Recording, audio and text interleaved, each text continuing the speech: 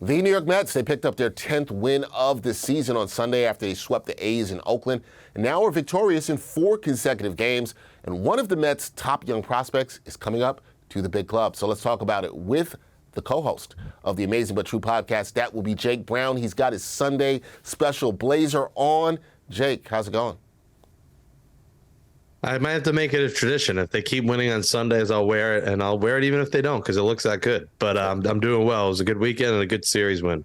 That's sweet. It is a good-looking blazer, and the Mets, they are doing well, Jake. They've won 4 games in a row, but 3 of those games came against the A's, who were not that great of a team. And the Mets didn't actually produce a ton of runs the last couple of games against the Athletics. So what are the vibes surrounding the Mets for this 4-game winning streak in your eyes? Is it good vibes? Is it, what's the vibes?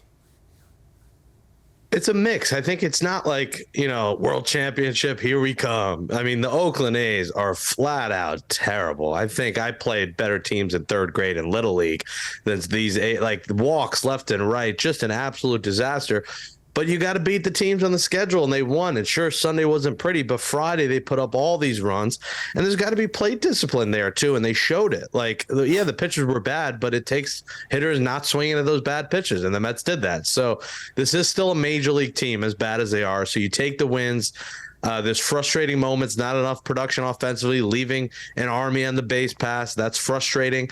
But there were some strong signs from a lot of the bullpen. The back end continues to be absolutely brilliant. David Robertson, who we talked to on Amazin But True the other day, is loving his time in Queens. He's loving his role, and he is producing. Adam Ottavino, another guy, a former Yankee, producing in his 2nd year with the Mets. So these guys are doing well. They're winning, and you'll take it. I know the A's stink, but you'll take the sweep.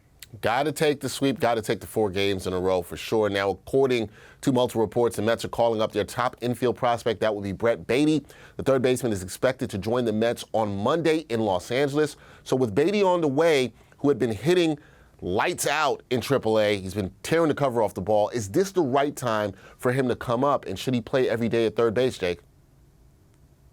Yeah, I mean, the Mets heard the call, not even the outcry of the fans. They saw the outcry of the box score and the stats. And Brett Baty was homering every day. Eduardo Escobar was getting out every day. 5 homers, 15 RBIs, hitting 400.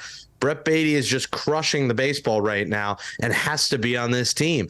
And we could talk about Eduardo Escobar. He stunk. He said the right thing. He said Brett Baty deserves to be playing. He's been great. He's the leader. Escobar is going to be here. He's not going to be, designated for assignment. The Mets aren't releasing him. He'll still be here, and he'll turn into a part-time player. But when you're hitting 125, and a true sign of how he's been doing was a double play, 1 out, 9th inning. All you need is a fly ball, and he did the one thing you couldn't do. Even a strikeout you're fine with there. He grounds into a double play. So everything is going wrong for him, at least at the plate. Defensively, he's been just fine. Brett Baty's got to be here. He's got to play every day. So versus lefties, maybe you don't play him.